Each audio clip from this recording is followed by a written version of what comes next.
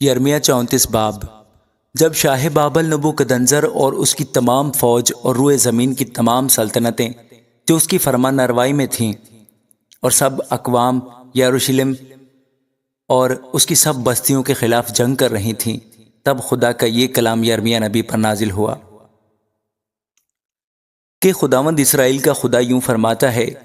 کہ جا اور شاہ یہودا صدقیہ سے کہہ دے کہ خداوند یوں فرماتا ہے کہ دیکھ، میں اس شہر کو شاہ بابل کے حوالہ کر دوں گا اور وہ اسے آگ سے جلائے گا، اور تو اس کے ہاتھ سے نہ بچے گا بلکہ ضرور پکڑا جائے گا اور اس کے حوالہ کیا جائے گا، اور تیری آنکھیں شاہ بابل کی آنکھوں کو دیکھیں گی اور وہ روبرو تجھ سے باتیں کرے گا اور تو بابل کو جائے گا۔ تو بھی اے شاہ یہودا صدقیہ، خداوند کا کلام سن، تیری بابت خداوند یوں فرماتا ہے کہ تو تلوار سے قتل نہ کیا جائے گا،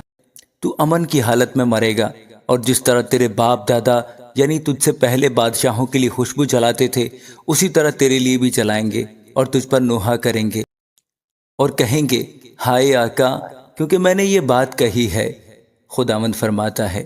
تب یرمیہ نبی نے یہ سب باتیں شاہ یہودا صدقیہ سے یروشلم میں کہیں، جبکہ شاہ بابل کی فوج یروشلم اور یہودا کے شہروں سے جو بچ رہے تھے یعنی لکیس اور عزیکا سے لڑ رہی تھی، کیونکہ یہودا کے شہروں میں سے یہی حسین شہر باقی تھے۔ وہ کلام جو خداوند کی طرف سے یرمیہ پر نازل ہوا جب صدقیہ بادشاہ نے یروشلم کے سب لوگوں سے عہد و پیما کیا کہ آزادی کی منادی کی جائے، کہ ہر ایک اپنے غلام کو اور اپنی لونڈی کو جو عبرانی مرد یا عورت ہو آزاد کر دے، کہ کوئی اپنے یہودی بھائی سے غلامی نہ کرائے۔ اور جب سب عمرہ اور سب لوگوں نے جو اس عہد میں شامل تھے سنا کہ ہر ایک کو لازم ہے کہ اپنے غلام اور اپنی لونڈی کو آزاد کرے اور پھر ان سے غلامی نہ کرائے، تو انہوں نے اطاعت کی اور ان کو آزاد کر دیا۔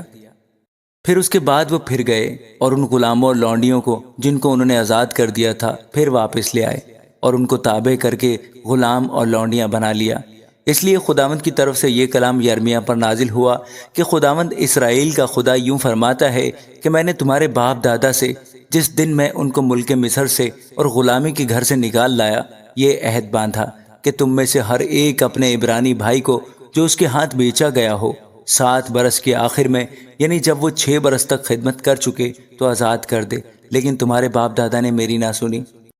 اور کان نہ لگایا، اور آج ہی کے دن تم رجوع لائے اور وہی کیا جو میری نظر میں بھلا ہے، کہ ہر ایک نے اپنے ہمسایہ کو آزادی کا مستہ دیا، اور تم نے اس گھر میں جو میرے نام سے کہلاتا ہے میرے حضور عہد باندھا، لیکن تم نے برگشتہ ہو کر میرے نام کو ناپاک کیا، اور ہر ایک نے اپنے غلام کو اور اپنی لونڈی کو جن کو تم نے آزاد کر کے ان کی مرضی پر چھوڑ دیا تھا پھر پکڑ کر تابع کیا کہ تمہارے لیے غلام اور لونڈیاں ہوں۔ اس لیے خداوند یوں فرماتا ہے کہ تم نے میری نہ سنی، کہ ہر ایک اپنے بھائی اور اپنے ہمسائے کو آزادی کا مژدہ سنائے۔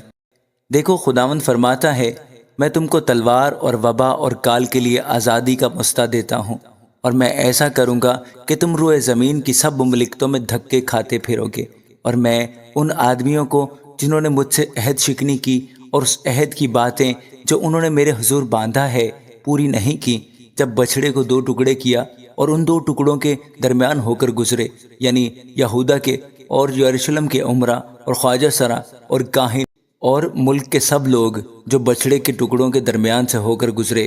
ہاں میں ان کو ان کے مخالفوں اور جانی دشمنوں کے حوالہ کروں گا، اور ان کی لاشیں ہوائی پرندوں اور زمین کے درندوں کی خوراک ہوں گی، اور میں شاہ یہودا صدقیہ کو اور اس کے عمرہ کو ان کے مخالفوں اور جانی دشمنوں